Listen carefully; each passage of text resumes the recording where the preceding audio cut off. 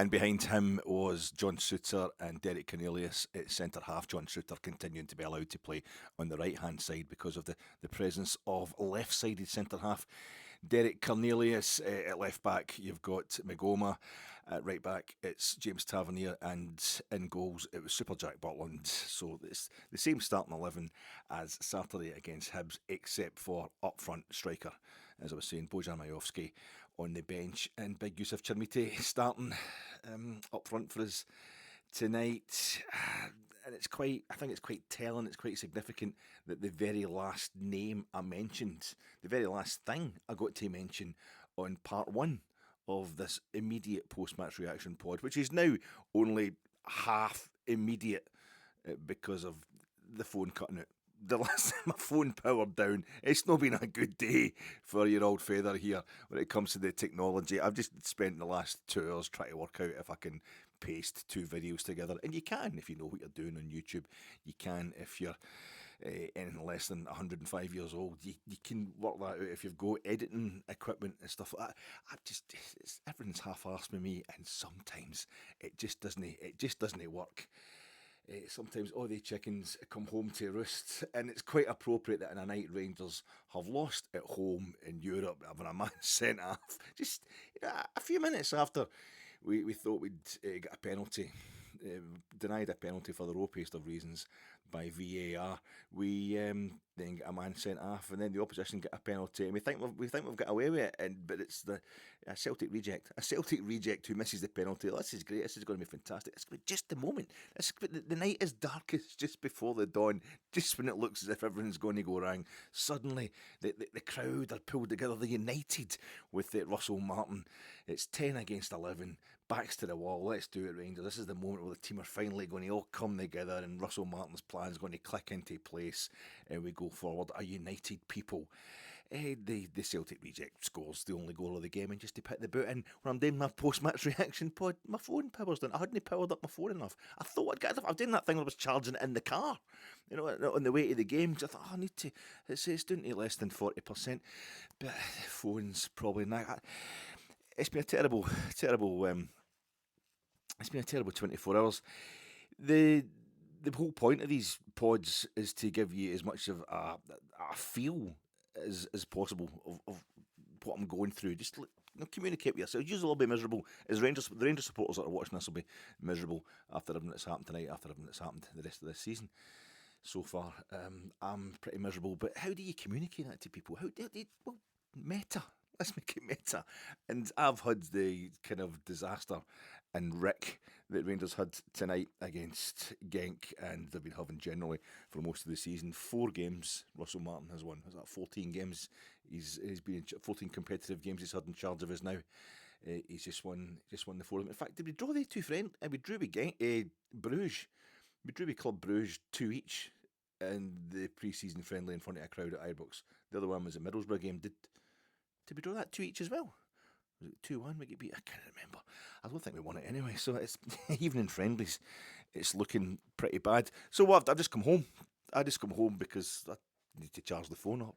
So I've had to sit there for an hour while I got enough power in the phone. Not an hour, it doesn't take that long to charge, but I was trying to find out on YouTube if there was any way, if there's an old man, a video that's tailored for old stupid men who are way past their bedtime, how you can clip together two videos, even though one of them would be coming from outside Ibrox and the other one is coming clearly from my house. And even in doing that, to make sure that I've got enough kind of bandwidth on the phone so that there's a bit of synchronicity between my fat, ugly mouth and what I'm saying. I've got it back to front. I've got the selfie mirror thing on, so it's back to front. So even though I'm in my wee room here with lots of real Rangers memorabilia in the background, stuff you might want to read, that's all going to be back to front. So I'll do what I usually get away with that better outside Ibrox, because I can just place myself against a plain wall, and that's what I'll do here. Give it that outside feel. You're just in the door. You still get your jacket on? Nah, I put it back on. Because I've got to come out through the back garden to get to this wee converted outhouse. So, it's brutal, folks. I'm really sorry. It's two miserable post-match reaction videos for the price of one. Any ambulance chasers are certainly getting their money's worth. And I even made a complete rick of the point. I was thinking on the way back in the car, you were talking about how Michael Mann's films, you're talking about how Heat has got a lot of the same themes and all that as Thief, but he didn't really explain it properly because although there's a lot of prison stuff and the word penologist is using in both those films and no other films I've ever watched ever, you've also got the fact that Frank's mate, a member of his crew, has to die at the end.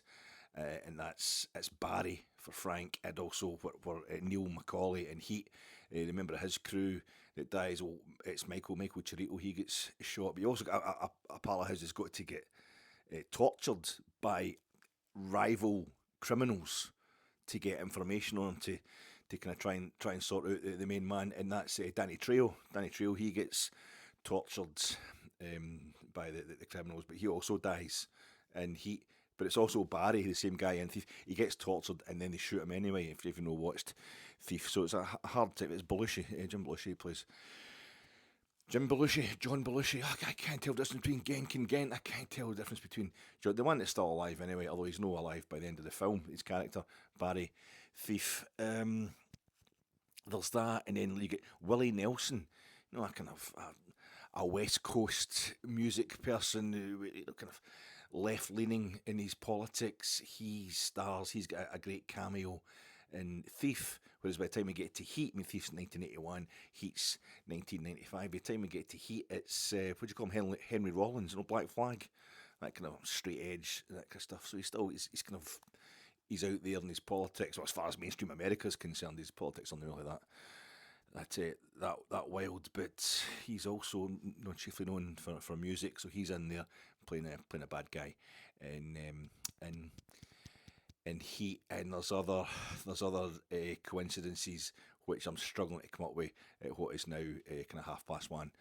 in the morning between Heat and stuff like that. You get the whole stuff of the admiration between the cops and the criminal, and you've actually got Chuck Adamson, who, if you watch part one of this immediate post-match reaction, he's the real-life cop who actually shot the real-life Neil Macaulay, and he had the conversation with him, the real-life coffee shop conversation, where he told him, he didn't want to have to shoot him, but he was, if he just could go somewhere else and stop committing crimes in his region, he wouldn't have to shoot him. Well, Chuck Adamson himself is actually in Thief, playing a cop who tells a bent cop, which is quite a thing for him. And he's beating up Frank, the James Caan character, but he tells him in between times, like, if you were if you weren't a criminal, you're a stand-up kind of guy, we'd probably get on, we'd probably be pals. He's riffing on that theme that Michael Mann loved so much that he had to make the movie Heat.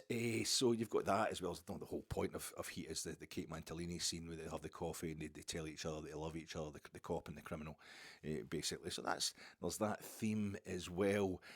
Slick, somebody gets called Slick in Thief, and somebody, obviously Michael Chirito, his jacket's 4 inches thick. He uses Slick as an alias. Using Slick as an alias. Check with the FBI. You're going to get the phone book. Do it anyway. So that's the only times I've ever heard anybody using the phrase Slick, calling somebody Slick in both those. He's also, is it the Green Mill cocktail bar? That's the bar that Frank owns in Thief, one of his money laundering kind of fronts. But he's also got, it's just like Nate's got the Blue Room. So it's the Green Mill cocktail lounge in Thief, but in Heat, it's Nate, played by John Voight, who based himself on Eddie Bunker, real life hardened criminal who became an actor. He's in Reservoir Dogs. He's one of the guys in Reservoir Dogs, Eddie Bunker, but he wrote one sensational book. They get made into a film starring Dustin Hoffman, I think it was, trying to play him. So John Voight bases himself on the Eddie Bunker character, but he's kind of impersonating Eddie Bunker when he's the barman owner of the Blue Room Lounge, which is a real lounge, real cocktail bar in Los Angeles. So there's that with the blue versus the green in Thief, and it's the blue and Heat. Anything else like themes? Nah, I think that'll do us. Just now. The ambulance chasers have come back to try and so it was brutal. It was absolutely brutal, folks. That game tonight, not the worst we've seen all season, but somehow that makes it that that makes it worse, if not the worst. Rangers, we started off kind of inward shape and obviously going through the paces and doing the stuff that Russell Martin wants us to do, but from the word go, Genk, who are third bottom of the Belgian Pro League, as we lie second bottom of the SPFL Premiership, their manager, apparently the rumours were that he was 2 games away from a sacking. It remains to be seen. Andrew Kavanagh still at the game tonight. Our co-owner, he's been hanging around since last weekend. I don't know what, probably Russell Martin always likes to tell us it was planned. He was always going to be coming over. He was always going to be. That's about 3 or 4 times now that Russell Martin's been telling us in interviews. He was always coming over, Andrew Kavanagh. And he's basically. It's not even subtextual the way he's saying. It's nothing to do. He's not coming over to sack me. He's not reassuring me that I'm going to be okay in the job. He's not over to tell me that I need to get a move on. Everything's cool. Everything's cool. But Andrew Kavanagh was here tonight, so we'll see how. Maybe Russell Martin won't make it to the weekend. Maybe he's fine till the end of this season.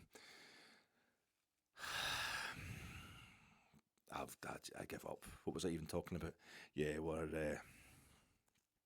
we started off more shape, but straight away it was Genk looked the more desperate to win. They looked like they'd more shape about them, more cohesion, more tactical nous. They were getting in behind us, ball over the top, put a ball over the top, or do diagonals. That was the theme, and then just put the ball over the top. They've obviously done a little bit of homework on us, and they've spotted straight away that's the way to get behind us. I think about the 4th minute, they missed basically a sitter. I think they were through on our goal. Mikey Moore was coming back a bit deeper and getting caught in possession deep in his own half, as well as doing his usual thing of not being that good in the opposition half. The young man, is this a contractual thing? Do we have to? Are these things real? We have to play him a certain number of times, or else we don't get him for Spurs. I think it's time to give him back to Spurs if that's the case.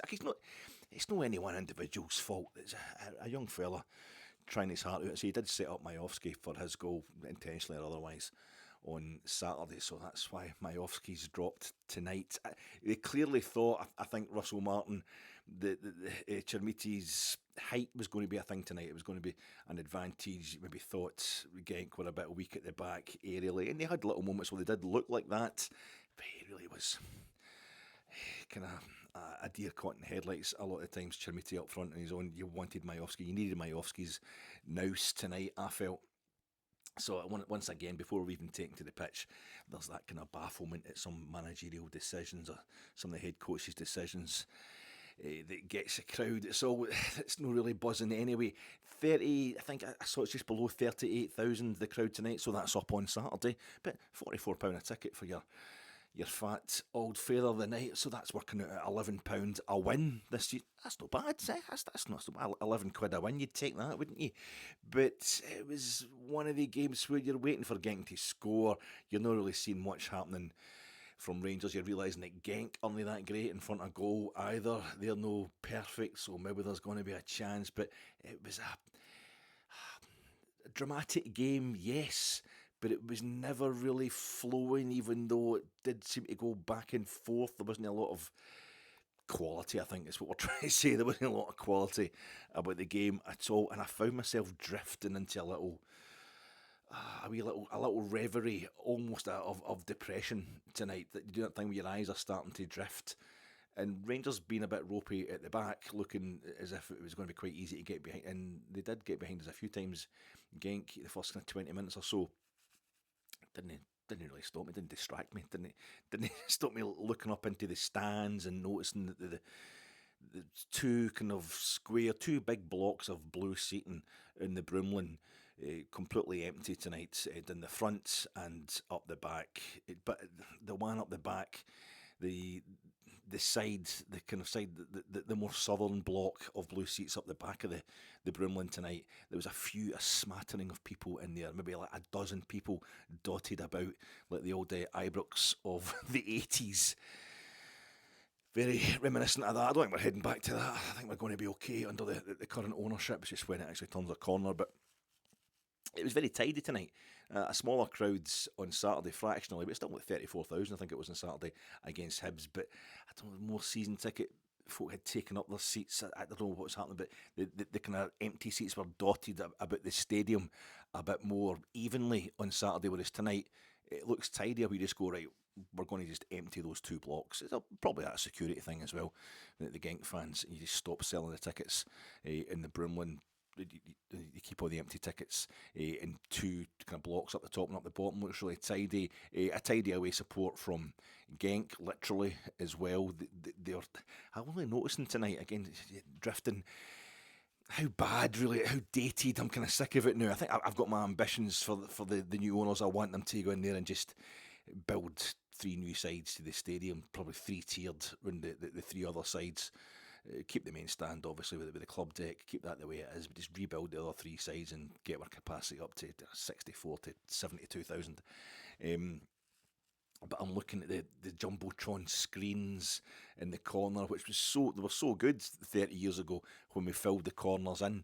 At Ibrox, the first time we'd already had, like well over a decade of looking at the empty corners between the goalpost stands. But when they filled it in with the screen and the seats in front, it was great. But there's more cladding than there is big screen up in the top tier in each corner, and there's more cladding than there is seats in the in the bottom in the actual corner itself. It's just kind of it's horrible looking, really, when I think about it. The screens need to be bigger, or else they need to have more seating in there, and it's neither. You just get these kind of things that lots of silver cladding in the corners each side of the Sandy Jardin or the Govan with the end stands. It looks like a couple of kind of ziggurats, kind of metallic metal ziggurats have been turned on their sides and then pushed together, and in between the join you've got a big ugly TV screen's been shoved in there, and it's quite bad in the way it comes down. But I'd noticed that it's different on the Broomland side from what it is on the Sandy Jardin side and the away fans corner, and it goes up a wee bit under the lip of the top tier of the Broomland as it comes round and joins on with the screen. They've got that wee scoreboard in there now as well, so it gives a little extra tiny few rows of seats, so the Genk supporters are in a kind of V shape, and then it just goes up at the left, like a bit of pubic hair that's maybe kind of grown. I don't, what would you call it, a toupee or something up in I was getting really bored. Trying to work out how to word what the Genk support looked like. But I noticed that right above themselves, in that corner of the Genk support, on the kind of metallic grey cladding that's all about them, they'd slapped just a massive banner that just said Genk. It was like they'd watched my preview pod, but I'm that's apologising for the preview pod going on too long and being posted too late in the first part of this post-match reaction pod. And now I didn't realise that as I was recording an immediate post-match reaction pod that would end up being exactly the same length, because by the time I got to do the second part, I was going to have to split it into 2 videos, film it in 2 different locations. And by the time I got to do the second part, I'd be so tired that I could hardly put a sentence together. So it would make it really long as well, and it's not going to get posted until like 3 in the morning, probably. So it's just been a cracking 24 hours. But I was going on about how Genk and Ghent, I do know the difference, but it took me a few years to properly learn the difference between Genk and Ghent, the 2 teams for Belgium with very homonymic names. But they just slapped this big banner right across the back of it, as if to say, this is your name, Alec. It's directly opposite me and my bit, over towards the Copeland end, over towards the west end of the main stand front. And it said Genk, G-E-N-K, Genk, bang, there you go. And I'm thinking, how did they get that up there? And as I was thinking that, just right down in front of me, kind of a few rows down in front of me is the actual balcony with the Archibald Leach crisscross lattice work balcony at the very front of the main stand, and somebody had a banner hanging over it, and they'd gaffer taped it right across the bits. Oh, a big gaffer tape that they've used to get. So there was no alarms and no surprises for the Union Bears tonight. As far no alarms, no surprises, no pyro and no protests, no golf balls. Was there any tifo? Was it actually a tifo at all at the start of the game? Maybe that's how the protest was done tonight. We're not going to have the massive European tifo because until the team improves and they're worth it. But I was too busy talking to Davey about his wife persuading him to join her and her sister and her brother-in-law on a cruise a year in December. It's going to be next year. So that was really good hearing about Davies, details of Davies' cruise. I never noticed any tifo. Apologies if it was there. And Rangers weren't really doing a lot to excite me on the park. Genk just looked like they would eventually score, and we had this mad period. I think we did they hit the post, Genk? I think they hit the post about the 23rd minute or something like that, and we'd had Mikey Moore having a shot for distance, edge of the outside the box, right across the goal, and it went just narrowly past the opposite top corner of the Genk goal. I think Gassam put the ball onto Chermiti's head, and he kind of glanced a header towards the crossbar or whatever. We went close about twice. There was a bit of a stramash. Somebody get tackled at the last. A Rangers player get tackled late on in the Genk box, and it ended up going over the bar or something. But it looked like, it could have been if that had been something completely different, it could have been something worth getting excited about. But it still probably wouldn't have been a goal type of moment. It wasn't happening. And then it all started happening at once. But at 35 minutes, the ball goes. We had a corner. So we had a corner. This is the stuff I was trying to remember during the game. We had a corner around about the 16th minute. It was a set piece anyway, where I think John Suter got to it and he heads it across to the back post, and Derek Cornelius goes in there and try and slide it into the net, but it didn't quite work. I think it ended up being a foul against us, but I thought, this is why Chermiti's up front, because they're obviously trying to, we look quite good in the air against him at the back. Maybe we've got a wee chance with that. And within like 10 seconds, they were in our box, flashing the ball across the face of our box, and a Genk player was putting it over the bar. He should have, I don't know if it was, it might have been O, it probably was O, because he was playing centre forward for them. But I think he's put the ball over the bar from about 8 yards out or something like that. But we're just going to keep getting away with this. And eventually sneaking a win. It's going to be like the Panathinaikos games where so many people were almost resentful of having to praise Russell Martin. So many Rangers fans just thinking, but they should have gubbed us, but we were going to keep doing this. And eventually we can say it's a tactic. It's something that we're doing on purpose under Russell Martin. It's a brave new way of playing football. But within this mad moment, it's about 35 minutes, the ball goes to the back post. Rangers get a ball over to the back post, and Tav's going in to basically head the ball towards goal at the back post area. And from where I'm sitting, that Genk defender's put his hands up in the air. He's got his back to Tav. Tav's right behind him, and he puts his hands up in the air, blocks the ball, clearly hits it, and play on from the referee. But then VAR obviously tells him in his ear that the VAR officials tell him stop the play. He holds the play up. He goes and looks at his screen, and he's there for ages, thinking, "Oh, that's good," but then he's there still for more ages. You think, "No, this is too long now." You want a kind of yeah, no, I can definitely see how I might have missed that, but yeah, it's a penalty. This had gone to, yeah, you're telling me it's a penalty, but I'm no seeing. And I think he ends up, he doesn't point to the spot straight away. He eventually annoyingly does that thing of what they all seem to do, is they point in the direction you would expect them to point if you get what you want, whether it's like, yes, Rangers, your goal's been allowed, pointing towards the centre spot, or yes, Rangers, you're getting a penalty, pointing towards the penalty spot. But what they're doing is they're kind of pointing beyond it. No, we're going to go back over there, but it's not actually a penalty. The ball's going to go back there, but it's getting brought back because you're not getting that goal. But just before that, I was having a chat with the two captains, and Tav didn't seem very happy, so we knew we weren't getting the penalty. But it seems to be, and I had a quick a chance to see it there. It definitely looks like he made out that Tav had pushed the guy. Tav had pushed the defender before, and Tav did have his hands out. I think he did put hands on him, but it's a cop out. It's definitely a way to get out of it. But we got our VAR moments on Saturday, didn't we? And we're only allowed 1 in 5, so we got that with Boyle's goal being rolled off for Hibs on Saturday, so we're only due for anything to go for us tonight. That was about 35 minutes. Then 40 minutes, Mo Diamandi right in front of me, just like, straight away. There's two things. There was the tackle itself. I'm in the south, the main stand, and just looking towards the dugouts really, and that's where Diamandi come flying in as the ball just kind of bounced about midfield. Neither team are properly getting on top of it, and he just lunged. He lunged crazily, overextended himself, and I could see his studs were up even from where I was sitting with these massive failing specs on me. It was the tackle itself, and the referee immediately doing the kind of surging towards it with that urgency that's saying, "I'm going to get a red card out here." And it was the red card. It comes out. It looked as if it was deserved where I was sitting, and the boys in front of me were immediately had it on their phone. They were showing it on the phone. It was a red card all day long. Craziness, just craziness from Mo Diamandi. I get the feeling that him and Raskin don't want to be there. They're just, it's a terrible thing to say. It's foundationless, perhaps.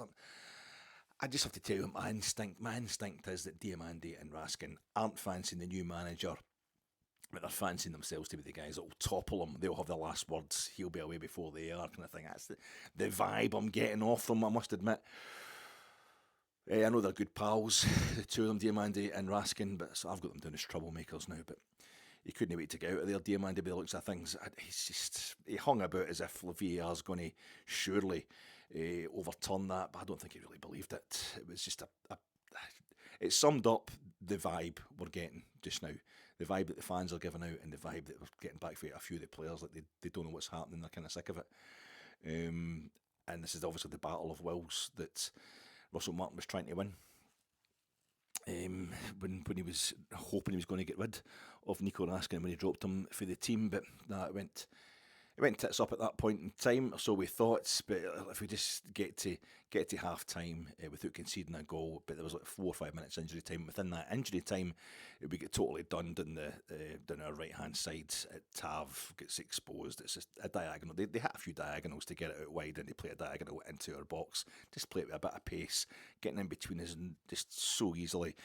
Tav's chasing back, and from where I was sitting, it just looked like he'd totally brought the guy down fair and square. It looked like he'd clipped him. It looked like he's clipped the back of his legs. I've just seen replays of it on the telly, and it wasn't that clear cut. He kind of grabs at the guy's arm a wee bit as he's going into the box, and continues to grab at his arm as the fella's got in front of him, and he's piling into the box.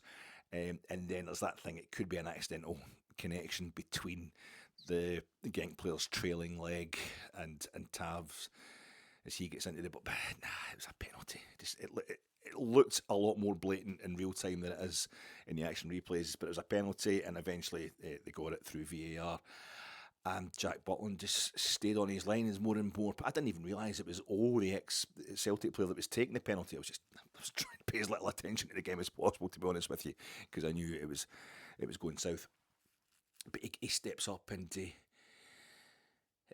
as he looks, Derek Cornelius deserves a shout out, because Derek Cornelius is getting in there, stopping taking the penalty straight away, or stopping placing the ball, getting in his face, trying to out-vibe him, trying to out-psych him, trying to wind him up. And it worked, little moments like that. I quite like Derek Cornelius for that kind of stuff. He always looks like a fighter, looks like a bit of a character. And I thought these are the wee things that make a difference, and you could start to see him losing a bit of confidence.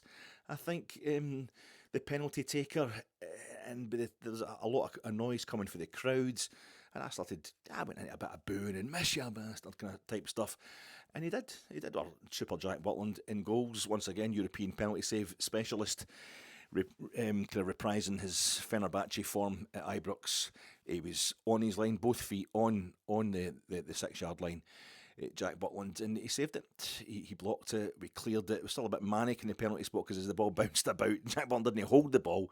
It looked like we might have incurred another penalty as we bundled the players after the ball as they tried to put away the rebound. But the referee wasn't having that either. It was fine. We cleared the ball, and the place is singing. The cry was no surrender. A wee bit of that going on, and it was that way. It didn't feel, we've turned a corner, this is fantastic.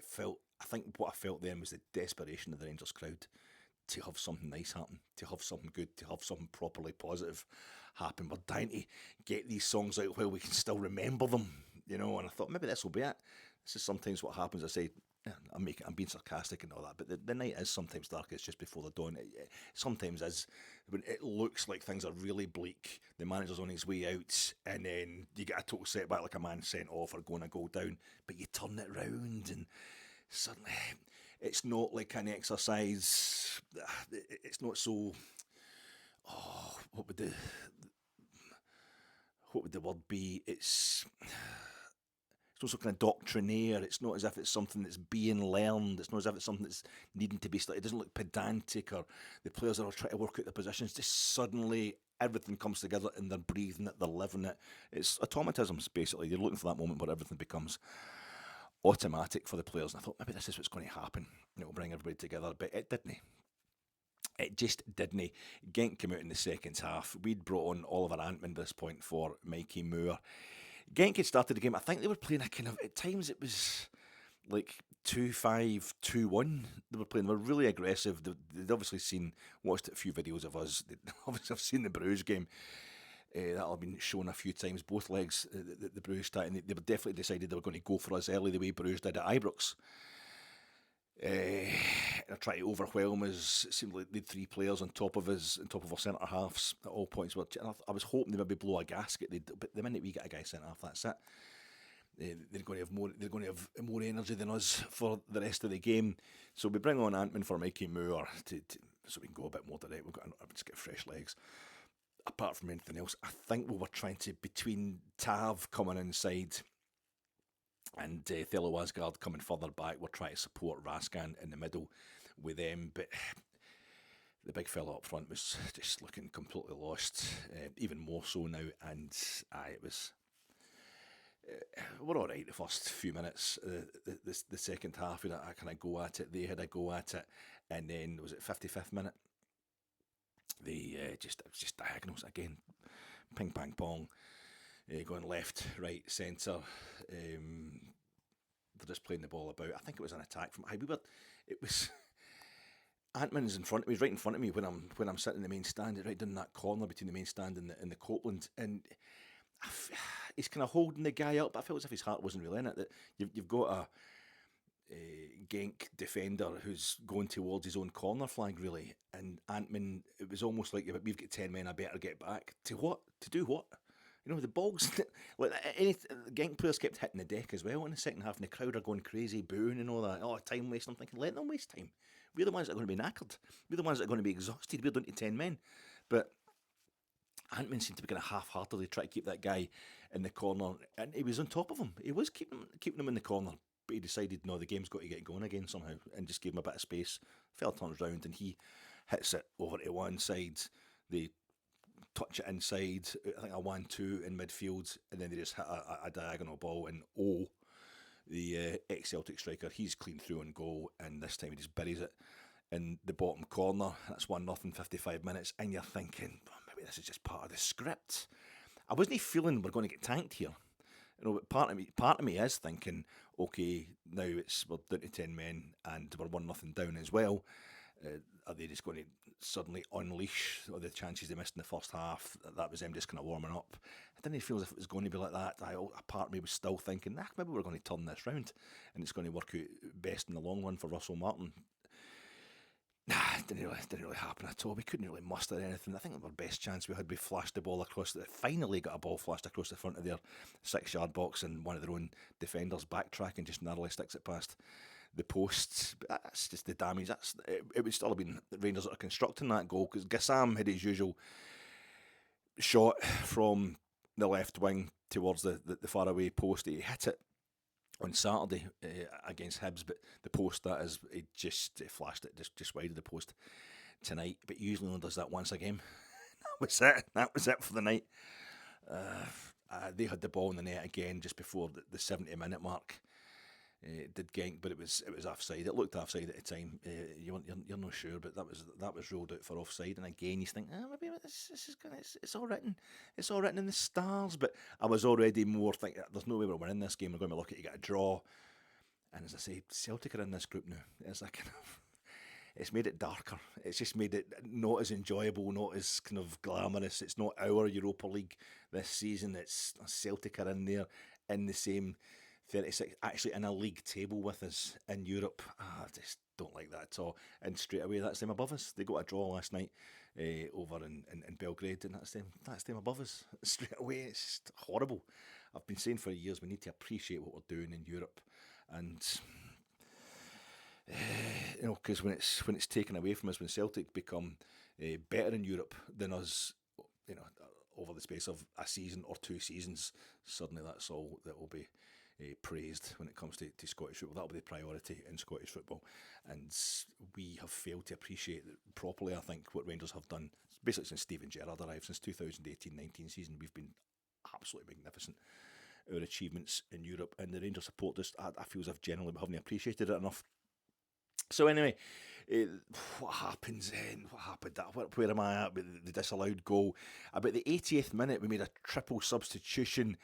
Raskin stayed in the park. We brought on Connor Barron. We brought on Majowski for Calamity up front. A player of Majowski's now, Andy's run, his intelligent running, should have been on the park a lot earlier in this game, as far as I'm concerned. I don't know why he didn't come on at half time at the latest. Conor Barron comes on, Thello Asgard goes off. He was getting a bit of abuse just before he went off Thello Asgard because he wasn't. There was tackles that could be made. There was guys that could be covered. 1-2s that he could have been the two for, and he wasn't there. He wasn't getting forward. But I think he's knackered, the big fella. He did start off the season with an injury for a few weeks, so he's probably, and he's run his heart out tonight. Conor Barron, come on. Somebody else come on as well. We took off Derek Cornelius, didn't we? And we brought on somebody who wasn't a centre half, and Tav goes in to centre half. And there was a lot of huffing and puffing, but we weren't really looking like we're going to do anything, and we didn't. And even at the end, even right at the end, the clock, it got 4 minutes injury, 3 minutes injury time. I'm thinking there's been about 25 different VAR decisions. And have we missed something? It was another VAR decision. I think it was another check for a penalty, perhaps potentially for Rangers, but we didn't get that. There was a free kick or something we got once the clock had gone past the 3 minutes injury time, and we got everybody up into the box, including Jack Butland, and Tav plays in the free kick, and the referee just I don't know what he's blown for the fact that their goalkeeper had caught the free kick. I mean, there was a foul in the box, perhaps, everybody piling on top of their goalkeeper, and he blew for that, and everybody thought, well, that's the final whistle, so everybody starts boo boo, but that wasn't the final whistle. And it's kind of boo, right, boo. We couldn't even enjoy a good boo tonight. I don't boo the team. I don't boo Russell Martin or anything like that, the Rangers manager. That's not something I will do. I'll only boo the opposition, but folk were giving it when we thought Genk had made it 2-0. Before that goal was rolled out, quite a few folk round about the stadium got up and left, and there was a smattering of folk singing the old Martin to get to muck. It didn't amount to anything because there was a few cheers after that goal was disallowed, but I think it's pretty bad, the booing at the end tonight, without anybody going completely crazy. I walked out to Edmiston Drive, and the worst thing I heard was somebody calling Martin a hairy bastard. A curly-haired bastard, that's what, you curly-haired bastard. And he's just talking to his mate, he wasn't shouting it out loud. And I'd love to be a curly-haired bastard. I'd just love to be a hairy bastard these days. It'd be quite good. But it was I don't know. Part of me is I started moaning about attitudes to European football, which is bitterness on my part. That's just how I'm communicating it, how I'm transferring it. I do that thing where I'm not going to slag the team, I'm not going to slag the players, but I'll slag my fellow Rangers fans. That's not nice. That's not nice, and I hope you don't take it too personal. I know plenty of you guys that watch this are in agreement with me, but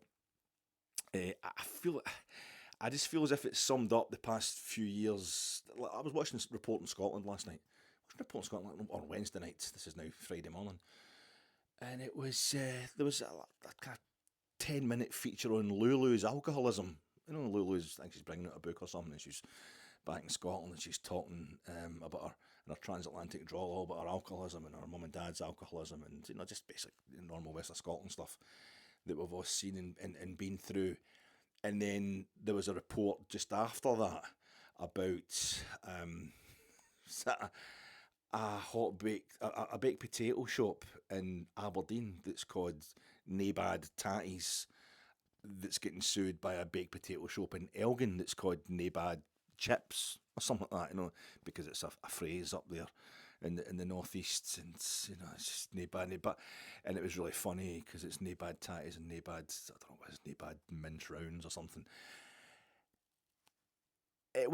These stories didn't actually follow each other directly. Right in between, sandwiched in between the two of them, it was, they think they found a cure for Huntington's disease. Let's have an interview with somebody, who's our family or whatever, or she herself is suffering from Huntington's. It's really great news today. This is going to be it's going to make such a huge difference. It's a horrible disease. Okay, and we'll be back to that. If you want to check out our website to see the full interview there, it was literally like 20 seconds long. It's just phenomenal news. Phenomenal. But before that, Lulu, alcoholism, it's terrible. After that, there's folk up in Aberdeen fighting about a name. It's like this love of fucking misery. we don't. I don't know. So I'm being a bit OTT, but I feel as if there's been certain times with us as a support over the past few years. Well, but the thing is, we're losing in the league. We're not winning the league. We will win the league again. We're Rangers. We're always going to win the bloody league. I know it's been terrible. I know like one league title in 15 is pretty bad. There's been certain amounts of mitigation for that. There has been extenuating circumstances. But I think that's my thing with you. It's almost like Europe's airy-fairy. I don't know how many of our supporters actually are hardcore Brexiteers. That thing's always overstated. That all Celtic fans are kind of Corbynistas and all Rangers fans are hardline Tories. Obviously now we're all Reform and Toby Robinson and all that kind of stuff as well. But is it how true is it just like Europe is a bit fancy Dan, it's a bit Johnny come lately, it's a bit bloody foreign, it's that I don't know. I just feel as if it's not been properly appreciated. And tonight is the night because I'm just a wanky, I'm not really that. I'm left wing or whatever like that. You like foreign stuff and that? I like you one of these xenophile kind of tossers who's just, maybe I'm, but it's the biggest stage for Rangers to show who they really are. And there's not a trickle-down effect of the money you're making about European football, but just the glory.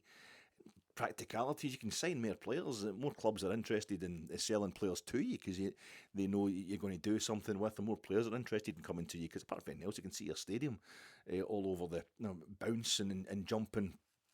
Even a phenomenal atmosphere. But it all kind of, I feel as if all these chickens come home to roost tonight. We're below Celtic in the Europa League group stage now. That's your Europa League. That's what it's come to. We started poorly in a few other Europa League campaigns down the years, and they've turned out to be absolutely brilliant in the end up. But it's just horrible. I was last, and so that what I'm trying to say is, I've been spent most of this season just it'll be fine. It's going to be great under Russell Martin. Just stick by the plan. The plan is he's going to be crap for his first couple of months. Well, that's we're still on plan because it definitely is. But that's him lost 4 in a row in Europe now, and it's just worth noting my total hypocrisy and that now that it's Europe's getting damaged, their reputation in Europe's getting a bit. Europe's not as enjoyable now under Russell Martin. I'm starting to think no. I'm not really out. Most people it's all about Sunday. It's all about Livingston. He's got to win a league game. He does have to win a league game. That's got to be done. But this was the one tonight. I think this is just one stage too far. How bad things have got tonight, but the vast majority of folk will not really be too bothered about it as long as he goes and wins at Livingston. But see, Andrew Kavanagh was there tonight. The crowd's well down. There was zero atmosphere compared to how Rangers have basically sold themselves to. I feel as if that's one of the main reasons for loving European competition, for loving our run in Europe over the last few years, is the atmosphere we generate. That's what's selling us to. That's what's selling us to Kavanagh and Moratti. Just look at this place, 50,000 going absolutely nuts. The atmosphere they're creating, the teams they're beating along the way as well. This is we're well off here if we can get ourselves in here and start taking them to even more success. Well, the ground they saw tonight, the stadium they saw tonight, the stadium they heard or didn't hear tonight. I've noticed that the referees and the linesmen, it's only just struck me. I'll need to go back, and it's the only reason I'm going to have to watch European football this week, the highlights, because I don't know about you, but if Rangers get beat, I can't really be bothered with other football. And I live for other football. I've got all these kind of souvenirs and videos of Germany, and it's all back to front. I've got all these books about stuff, and I love football in general, but I don't love it if Rangers get beat. I don't want to know. But one thing I will do is probably go back and look at my highlights package of the goals in the Conference League and the Champions League last week and the Europa League this week to double check, are the referees all wearing, is it all colour-coded referees' outfits? Because the refs and the linesmen tonight, so the assistants tonight, I was noticing they've got that same kind of, it's black shorts with burnt orange tops and socks, just like the Europa League bunting is kind of burnt orange on a black background. So that would mean they were wearing the kind of green for the Conference League, and is it blue? The blue for the Champions League. I need to go and double check that. It's one of these things that it's the only interesting thing I discovered tonight, if it even is if it even is true. If it even is true, sorry, I'm really tired.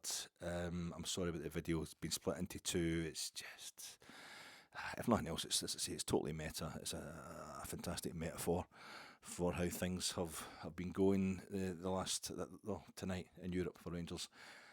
I don't know if you've been getting these huge spiders in the house the past few weeks. 2 or 3 of them, these massive spiders, absolutely colossal. But even then, I've had to kill a few of them because I can't bother picking them up. But that's the thing, it rains. If you kill a spider, it's unlucky, and it means it's going to rain. But there's one upstairs the other day, and I've got a wee kind of this kind of jog thing, go upstairs. So I grab that, and after 2 or 3 minutes coax, and I get it into the jug. And what I do is I take it to the window in the back bedroom, because I can open that up fully, and I just get both hands on the jug and just chuck it out into the darkness, because you think that's the spider that's going to kind of float down. They float down, and just away they go. Probably come back a few days later. But yesterday I went out onto the decking out the back. I say decking, it's like basically the size of a deck chair, a tiny wee back garden. There's a wee bit of what you could technically call a decking out the back, and because it's been quite sunny this week, so I thought I'm going to sit in the sun just about tea time. And I sat down and I had a wee kind of pint of water with me, just drinking some water, while getting a few rays on my face. And I was just sitting, my eyes are drifting, the sun's, and it's hard to see. And I thought, what is that on the deck? And there's one of these huge spiders, in the middle of the day, bright, there's no height, it's right out bold as brass, like almost staring me down on the decking. I thought, what the heck? And I had a pint of water, and I kind of threw a bit of water on it. If I try to kick it out of that, I don't know my own strength, sometimes you end up accidentally killing a spider. And I threw the water onto it, it was dead. It was tragic and distressing at the same time. It's like, and I'm suddenly thinking, is that the one I threw out the window the other night? I thought I was saving it. I thought it was, but it actually had a heart attack, and it just landed in the deck, and it was in shock, and it just froze to death overnight, because it's been quite cold in the mornings, getting a bit of snap on there. But I thought, it's just like, you thought it was alive, it just staring at me, but it was dead. Rigor mortis had set in. And I thought, this is, you think you're being cruel to be kind, but you're not actually end up making something. And maybe we just thought, European football, no, we need to, it's no nice to lose in Europe. We're going to have to start losing in Europe to make sure we do something domestic. We might just have ended up killing the whole thing. You know what I mean? You might end up that was distressing tonight. There was something just really off about it. There was no, sometimes even we leave and we lose a European game, I'm thinking, it was a European game though. It's a wee reward in itself, European football. Maybe it's globalisation, or these kind of really boring arguments that everybody's been making for decades now, deregulation and stuff like that, with all the strips used to be in the old days in Europe in the 70s, and that, probably because half of Europe was behind an iron curtain. The strips looked genuinely different. There was no free movement of employment, so it was just all the players did come for the one country, really, by and large. German teams had all German players with a few exciting foreigners in there, and British teams, it was all, Rangers was all Scottish players and that kind of thing. But maybe it's just the fact that European football is now, we see so much of it in television. We can watch La Liga, we can watch Serie A, we can watch the Bundesliga, and we certainly watch all the English football every week on the telly. We don't have to watch the Scottish football. Maybe we've just got to that point where it's lost its exoticism. We might just go on with it, just we all getting on with it. It's Super League Division 2 that we're in, European Super League Division 2, and it's all getting a bit, but I feel as if there was something more to it tonight. I feel as if there's a depression, actually, about the club. It's kind of about the support. Now, it can't be a depression about the club, because we've got far too much money. We're too organised now. We're too set up. It's going to be okay, and I'm not saying that in a convince me it's going to be okay sort of way. I mean, it is going to be okay under this new ownership, but I think for Russell Martin, the idea is that, and I've been putting this forward myself, quite enjoying it, that Marath and Kavanagh, it's not even about the success of Russell Martin. It's about using him as a symbol to kind of tell the support that we're going to be really patient. We're not protests and all that aren't going to put us off. And I feel as if the reaction to Russell Martin has been totally OTT. There's been other stuff at work behind that, and the level of protest against him. But I feel if he loses me, if he loses maybe that's what needs to happen, because I am 100% wrong in every declaration I make. So maybe it's happened so often before for me. The minute I go, no, that's it, it's no working, that's when it starts working. I'm so determined. I'm so determined to hang on with Russell Martin. Maybe I just need to give him up, and then it will all start kicking into place. But we've been told by everybody, as I say, Southampton fans, Swansea fans, by Russell Martin himself, there's going to be pain, it's going to be bad for a wee while, and then suddenly it's all going to kind of kick into place. But it started in July, and we're now heading towards our last match before the month of October. He hasn't won a league game yet, and I think he would start to lose even me if he maybe Sturm Graz. I'll not be that bothered until if we don't beat Sturm Graz in Graz. But aye, it's getting to that point. It's not been an enjoyable night for so many reasons, and I'm sorry if this hasn't been an enjoyable pod for so many reasons, practical and in terms of this me being really boring and repetitive. I'm going to it's a holiday weekend trips. I hope you manage to enjoy it. I hope you all get Friday and Monday off. You can have a nice Friday and Saturday before picking yourself back up for the proper hard work of watching Rangers in Livingston on Sunday. And I'll be back to you with that. I'll try and make it a very serviceable, all filmed in one location, properly immediate post-match reaction on Sunday. I'll do a wee preview on Saturday, and I'm going to make that about 5 minutes long to give your bleeding ears a break, troops. So thanks for your patience with me, and just maybe a bit more patience with Russell Martin. But even your old fat, useless technophobe feather here is starting to run out of a bit of that just now. I maybe it's just because it's so well past my bedtime. I need a cup of decaf Tetley's. I'm just going to go crazy.